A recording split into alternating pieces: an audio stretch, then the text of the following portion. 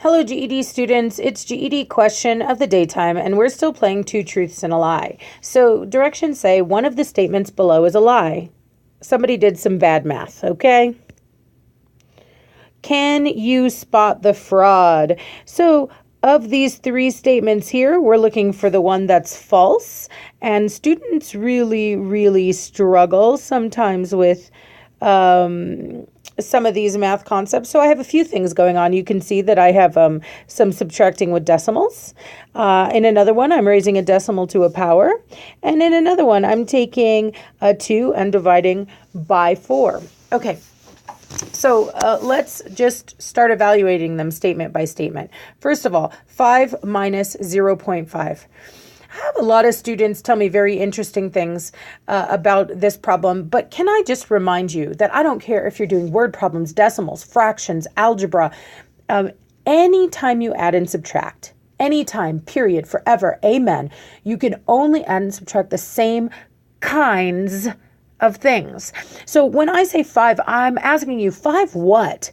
Well, that number there sitting by itself is in the ones place. So this is like 5 ones. Like I have 5 $1 bills. Now this number though, this 5 is not the same kind of 5. That 5 is in a different place, and therefore that 5 has a different value. That 5 is in the tenths place. First spot to the right of the decimal known as the tenths place, meaning 1/10 of a dollar. Think of taking a dollar and breaking it into 10 equal pieces. Well, you guys, we have a coin that does that. What coin is 10 of them are worth $1? Or another way to think of it, what coin represents 1/10 of a dollar? Well, that's a dime. So this is like I have 5 dimes. I have 5/10 of a dollar.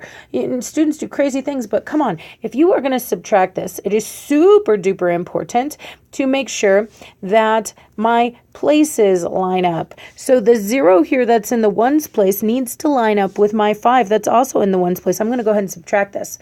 Now you need to be really cautious, because the first silly thing that students do is line this problem up incorrectly.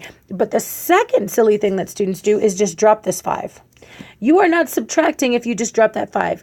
You are adding. Let me show you what I mean. What number is up here in this blank if you don't see a number? That's right, it's 0. This is like I have $5 and 0 dimes. I have no dimes. Okay, so if you have 0, you cannot take away 5 from 0 unless you borrow. So that's what I'm going to do. I'm going to borrow $1 from over here. Now let's think about it. $1 is equal to how many dimes? 10 dimes. So in the next row, I will go up by 10. So down by 1 means up by 10 in the next row, since each place of our decimal system is worth 10 times more than the one before it. Okay, now I can do 10 minus 5. And you go, Kate, I still have a 5. Yep, I do. But notice, on the other side, I don't have 5 anymore. I have 4 because I borrowed. And 4 minus 0 is, of course, 4. And I find out that I have 4.5, which should make sense. Because, guys, if I had $5 and I spent 5 dimes, I'd have $4.50 left, wouldn't I? Okay, so 4.5. This was a true statement, and we're looking for the lie. Let's cross this off. Okay, next one. 0.1 to the third power. Now you might say, Kate, oh my land, I can't do decimals, I can't do powers. Oh, I'm so freaked out. Let's first just use the definition of an exponent. By definition, an exponent can be rewritten as repeated multiplication. The exponent tells you the number of times that something is multiplying, number of times that it's multiplying now, not adding. And this is the number that's multiplying. So basically what I'm saying is I have the number 0.1 times itself 3 times. Now you might say, oh my God, Kate, this is super scary. Decimal multiplication. Decimal multiplication's easy as pie if you remember one thing.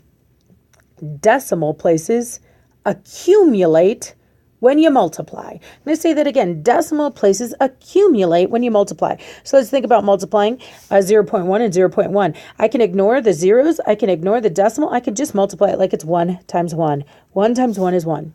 But then decimal places accumulate when you multiply. This number had 1 decimal place.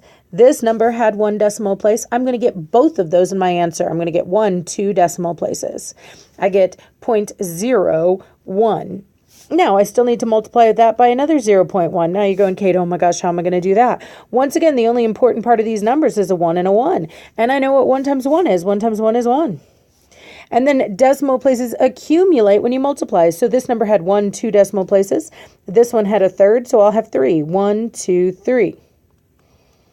And I do get 0.001, or another way to say that is 1,000th, which should make sense. Because this first one said 1/10. So you can imagine that I have one thing cut into 10 equal pieces.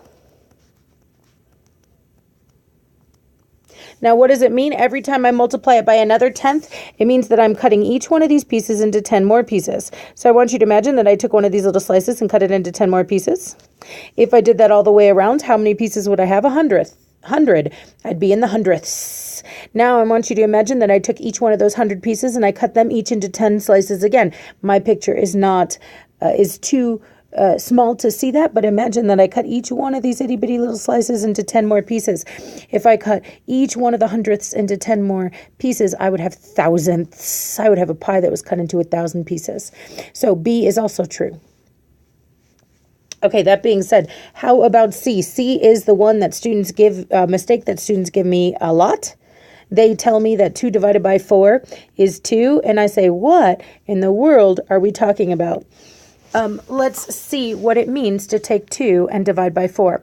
When you have a divide by symbol, the first thing that you're looking at is your total. It's your starting place. So that means I'm starting out with 2 things. The second number you have is your group info. You're telling yourself, how many things per group, or how many groups am I breaking this into? So what I'm saying is take 2 things and break them into 4 groups. And people tell me all the time, Kate, how can I take 2 things and break them into groups? Well, guys, you can use pieces and parts of numbers. 4 equal size groups. There we go. I just did it. 1, 2, 3, 4. When I cut my 2 things into 4 equal size groups, each group has how much in it? 1/2.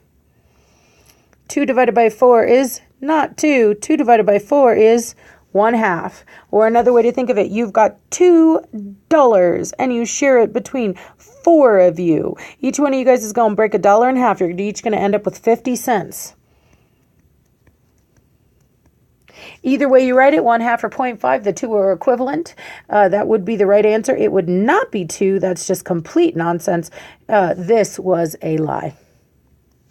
Great. If you have any questions about this or any other GED topic, be sure to drop it in the comments. I'll do my very best to answer it.